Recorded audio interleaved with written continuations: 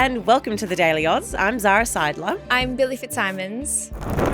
Since the last federal election, One Nation's popularity has been steadily growing across the country. It's led to questions about whether the party's leader, Pauline Hanson, could become Australia's Prime Minister. In today's podcast, we're going to explain why everyone is talking about One Nation, what the polls tell us, and whether or not Pauline Hanson can actually become the Prime Minister. So Zara, today we are talking about One Nation, which is a political party that is led by Pauline Hanson. I feel like my whole life, Pauline Hanson has been someone that is always in the news, and I imagine a lot of people are familiar with her, but maybe don't exactly know what her policies are or much more about her other than she is always in the news and in and around politics in Australia.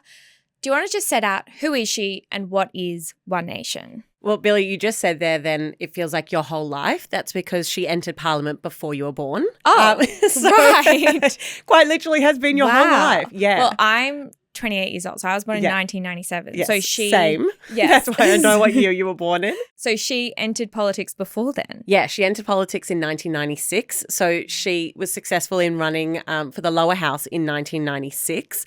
A year later, in the year we were born, in 97, she founded One Nation. So she was an independent in the lower house when she was first elected. Mm-hmm. She then created One Nation. I'm not going to go through a very long career in politics, but safe to say it's been up and down. She's been in Parliament, out of Parliament, lower house, upper house. She was in jail for a bit. She was then released from jail. So lots to Pauline Hanson. But I guess to just give context to today, One Nation is a party, as we said, that she founded. Today it has 4 senators and 1 lower house MP. One Nation's policies are conservative in nature. They're on the right wing of the political spectrum. They include things like reducing the number of people allowed to migrate to Australia each year. They want to limit the number of countries whose citizens can move here. The party's website says it's the only political party to question climate science. They want Australia to withdraw from the Paris Agreement. One Nation has a family tax policy which aims to reduce the number of children attending preschool and encourages parents to, quote, look after their own children, and it also encourages homeschooling. I was just looking around on the website, so I'm just pulling a bunch of different ones. One Nation also says it's the only political party to have held a free speech conference and has led nationwide protests against what it calls government intrusion on this essential right. So that just paints a bit of a picture as to what One Nation today looks like, but it's been around for a very long time. So that's an overview of One Nation's policies that, you know, they've changed a little bit over time, but that gives us a broad idea. Why are we talking about Pauline Hanson and One Nation today? Yeah, so the reason we're talking about it is because One Nation's popularity has just grown exponentially, especially since the last federal election. So the reason we're talking about it is because of a few opinion polls that have been released lately. One opinion poll, News Poll, which is commissioned by News Corp, released earlier this month, showed One Nation overtaking the coalition. They were at that point together, overtaking the coalition for the first time ever. So Newspoll asked more than 1,200 people who they would rank first if they had to vote tomorrow in the House of Reps. 22% of respondents said they would vote for One Nation, and 21% said they would vote for the coalition. A lot more said they would vote for Labor, but because the coalition and One Nation are both on the kind of same side of politics, that was really, really significant. And then yesterday, new media outlet Capital Brief also released polling that showed One Nation leader Pauline Hanson had overtaken Susan Lee as preferred Prime Minister. So the poll found Hanson ahead of Lee by 10 full percentage points, though both were solidly behind current Prime Minister Anthony Albanese. But all of these polls are painting a picture. You know, polls can famously be wrong. They have been on many occasions. Only one that matters is the election day. But said like a true politician. This is significant. Our opposition has always been either the coalition or Labor, and now we have a minor party that is polling higher than the coalition. One thing that I always think about these polls is that they're not always representative, or they're rarely representative of how people do actually vote on the day, the question about the preferred PM, how Australia's political system works, is such that on election day, no Australian is asked, who do you think the Prime Minister should be? Yeah. So it's kind of confusing because it doesn't actually reflect how Australia's political system works, but it does give you a broad idea of kind of how Australians are thinking. It's just a popularity gauge more than anything. You're right. Like, you vote in your electorate. That's how we determine who makes up the House of Reps. But it is just an interesting snapshot into what the electorate is thinking and feeling at any given time. And so we've seen kind of, I guess, over the past few weeks or so, I have seen comments online about Pauline Hanson potentially being the Prime Minister. Yeah. What can you tell us about that? Yeah, so we had a chat yesterday about this because, I mean, there are a few things that made me think about this. The first, on Monday, the March for Australia rally, people would have seen photos and images that actually came past our office. So we went out and had a look at it, and I was struck by how many signs there were saying Pauline for Prime Minister.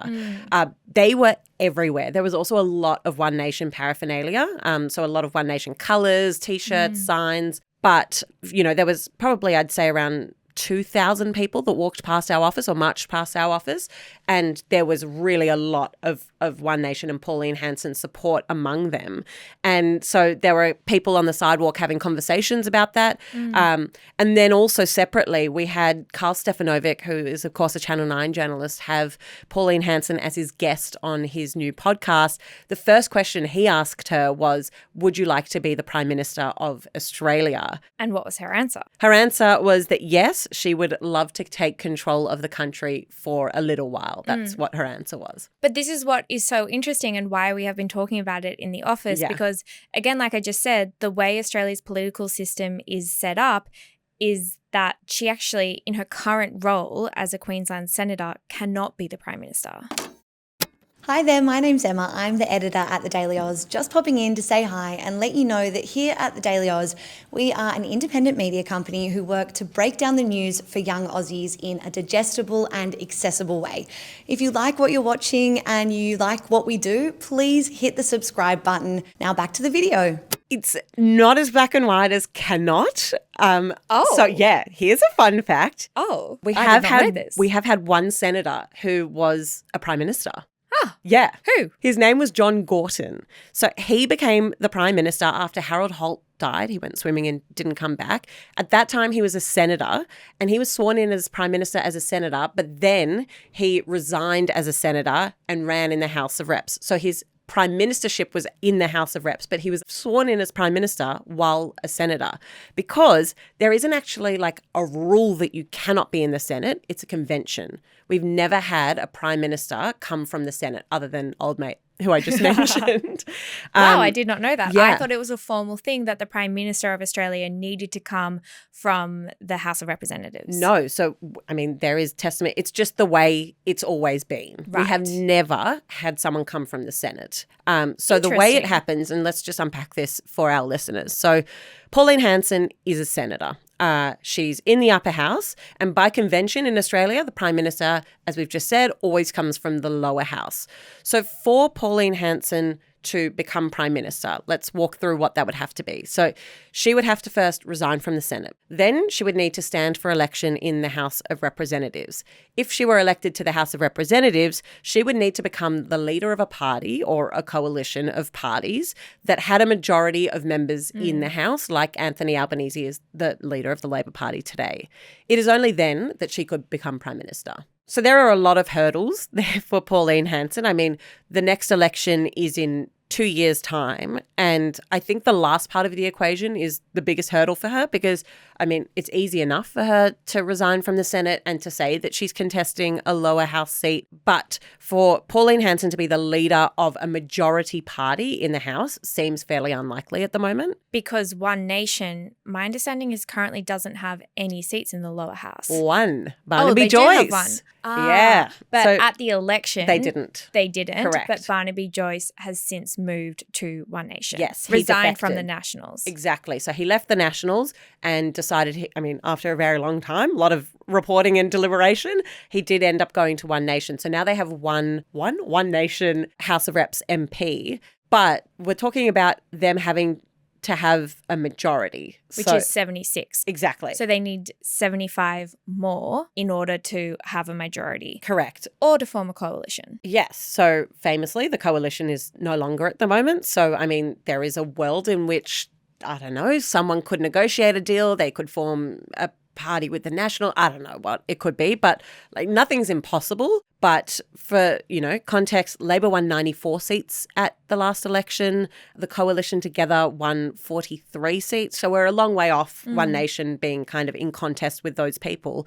I guess what the opinion polls are telling us, though, is that there has been a really significant surge in support for One Nation, and that could lead to them getting more seats at the next election. So if Pauline Hanson wants to become Prime Minister, the work begins today. That would be a real uphill battle for her. I listened to Pauline Hanson's interview with Karl Stefanovic, and she was realistic about the fact that, becoming the Prime Minister would be, there would be many hurdles for her to get there. Yeah. However, she did say that at the next election, something that she hopes to achieve is having the balance of power. Do you want to just explain that for the listeners? Yeah, that is far more achievable or far more, realistic for her right now. So having the balance of power would basically just mean that at the next election, if either party weren't able to get an absolute majority in both houses, they would need to rely on minor parties or independents to pass legislation. And what Pauline Hanson's saying is she wants the government of the day to have to rely on her,